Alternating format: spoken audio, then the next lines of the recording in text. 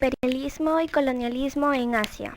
El colonialismo e imperialismo fueron una consecuencia del gran capitalismo. El desarrollo de la producción en masa requirió de crecientes mercados y de fuentes de materias primas.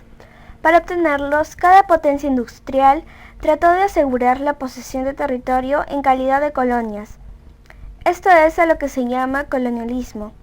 Y por otro lado, el imperialismo era la actividad expansiva de las potencias que se habían desarrollado una economía capitalista. Tal expansión buscaba dominar políticamente nuevos territorios e instalar en ellos capitales de explotación.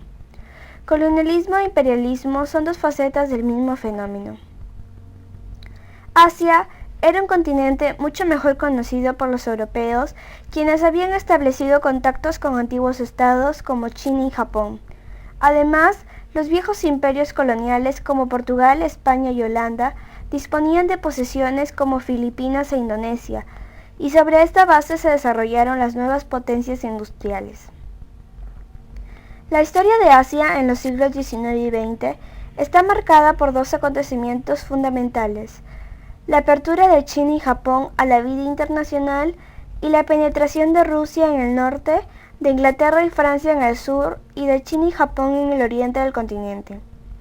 El Extremo Oriente, donde se aglomeran hormigueros humanos, constituía un excelente mercado y hacia mediados del siglo se hicieron las primeras tentativas para comerciar con sus habitantes.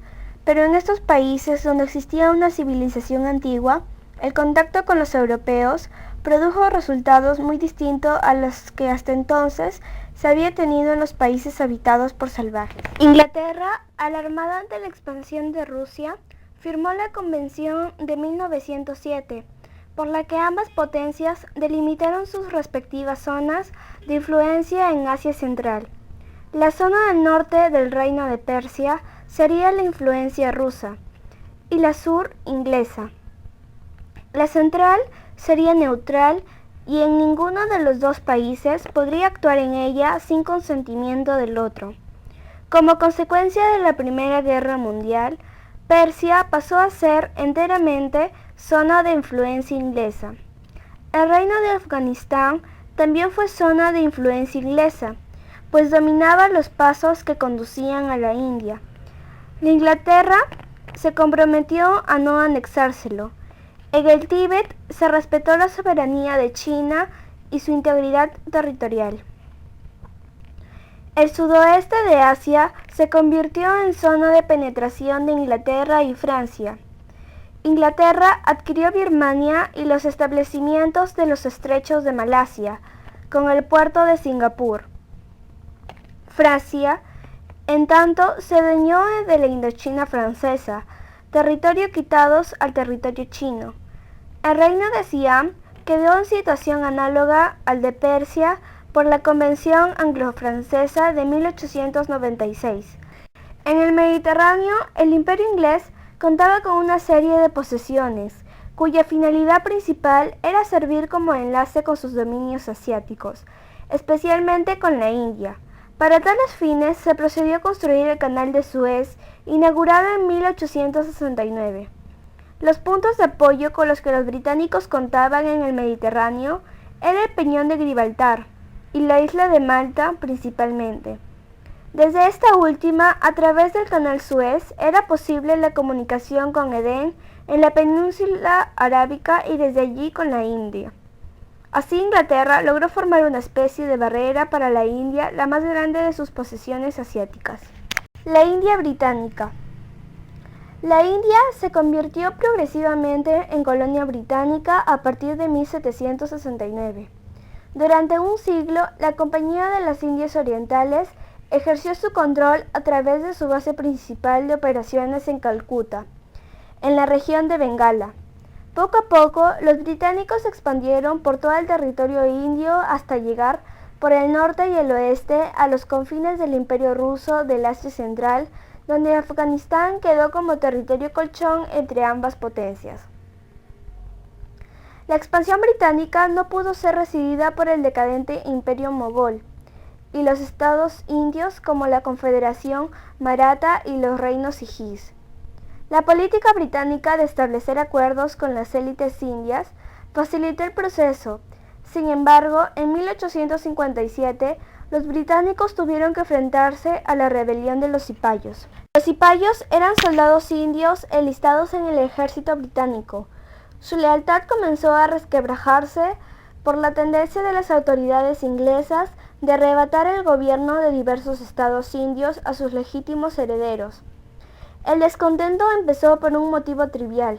Se supuso que los cartuchos de munición estaban hechos con papel que llevaba grasa de vaca y cerdo, lo que era extremadamente ofensivo, tanto para los hindúes como para los musulmanes.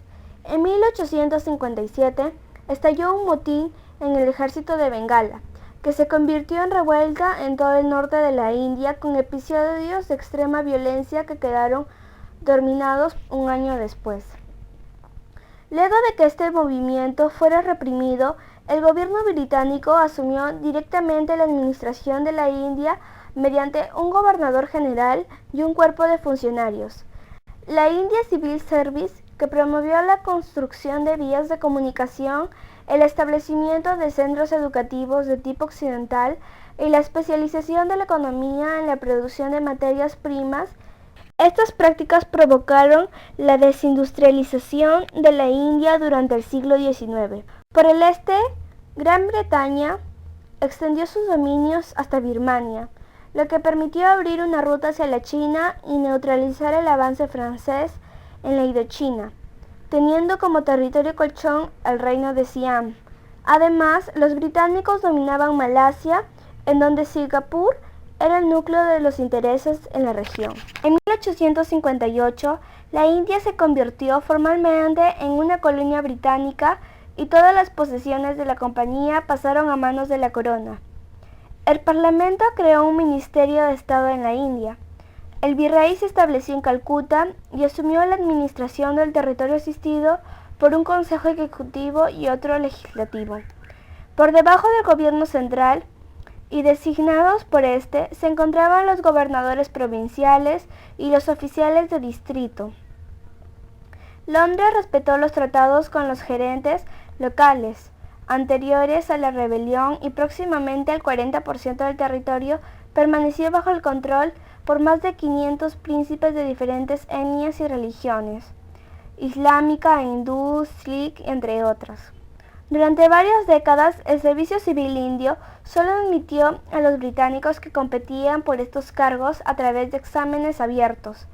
Estos funcionarios recibían un buen salario y tenían un alto estatus y oportunidades de avanzar en sus carreras.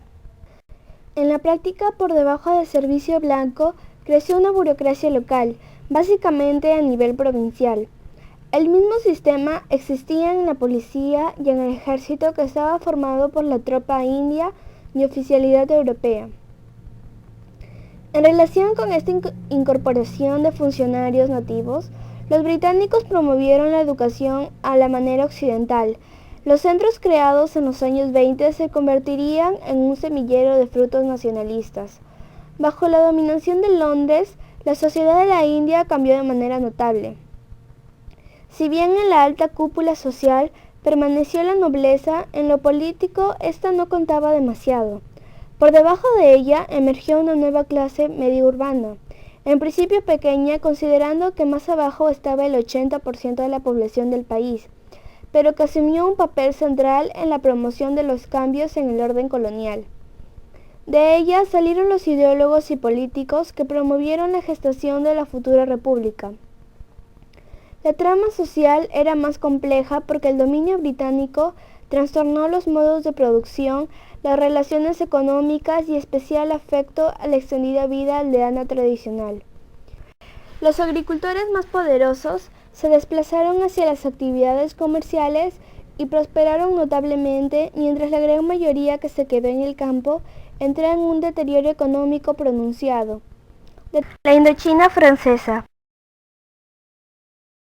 A fines del siglo XIX, Francia construyó la Unión Indochina, una identidad que incluía diferentes tipos de dominios, una colonia como la Conchinchina y dos protectorados como el Imperio de Annam y el Reino de Camboya, cuya existencia se prolongó hasta 1954. En teoría, los franceses dejaron formalmente en el poder a los soberanos locales, los emperadores de Annam, Vietnam, los reyes de Camboya y los reyes de Laos, que eran territorios cedidos por el reino de Siam, actual país Tailandia. En la práctica, fue el gobierno metropolitano quien reunía todos los poderes. Francia asumió definitivamente la soberanía sobre Annam y Tonkin tras la Guerra Franco-China, que duró de 1884 hasta 1885. La Indochina francesa fue formada en octubre de 1887 de Annam, Tonkin, Cochinchina y el Reino de Camboya. Laos fue agregado en 1893. La federación duró hasta 1954. La capital de la Indochina francesa era Saigón. Los franceses dejaron formalmente en el poder a los soberanos locales, que eran los emperadores de Vietnam, los reyes de Camboya y los reyes de Luang Prabang. Pero de hecho se reunían los poderes los gobernadores locales que actuaban solo como testaferros. Tras el comienzo de la Segunda Guerra Mundial, en septiembre de 1940, la Francia de Vichy, que se había sometido a la Alemania nazi, accedió a las demandas de Japón para conseguir el acceso militar a Tonkin. Inmediatamente, esto permitió a Japón un mejor acceso a China. La guerra del opio japonesa contra las fuerzas de Chiang Kai-shek, pero solo fue parte de la estrategia de dominación de Japón del Océano Pacífico y otras porciones del sureste de Asia. No obstante, a pesar de su ocupación militar, los japoneses mantuvieron la burocracia y la jefatura francesa en lugar de dirigir Indochina. El 9 de marzo de 1945, con Francia liberada, Alemania camino de la derrota total y los Estados Unidos victoriosos en el Pacífico, Japón decidió tomar el control completo de la Indochina francesa. Los japoneses se mantuvieron en el poder hasta que la noticia de la rendición de su gobierno llegara en agosto, después que las bombas atómicas fueran lanzadas sobre Hiroshima y Nagasaki. Los imperios del Extremo Oriente. Los dos grandes estados del Extremo Oriente tuvieron una suerte distinta. Mientras que China se convirtió en presa de las potencias occidentales, Japón se transformó en una de las potencias imperiales. Tratados desiguales con China.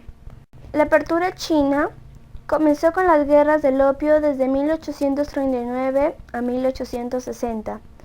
Gran Bretaña comenzó a importar té de China y quiso pagar con el opio que producía en la India, producto del que los chinos eran muy aficionados. En 1839, el gobierno chino ordenó quemar 20.000 cajas de opio británico y luego prohibió el comercio con Gran Bretaña. Ante ello, los británicos invirtieron militarmente y obligaron al gobierno chino a firmar el Tratado de Nankín en 1842, mediante el cual China cedía a Gran Bretaña la isla de Hong Kong por 150 años y admitía libre comercio en 5 puertos. En 1858, Gran Bretaña y Francia obligaron a China a firmar el Tratado de Tientsin, quien estipulaba la apertura de 11 nuevos puertos. La negatividad del gobierno chino al tratado obligó a las potencias europeas a tomar Pekín y sacar el Palacio de Verano en 1860. A partir de entonces, otras potencias como Rusia y Estados Unidos forzaron la apertura del mercado chino y el comercio de externo a través de la firma de tratados desiguales. El imperialismo japonés. La modernización emprendida por Japón Meiji permitieron que en poco tiempo se convirtiera en una potencia industrial. Así, a fines del siglo XIX, se lanzó la conquista de nuevos mercados y fuentes de materias primas para consolidar su hegemonía.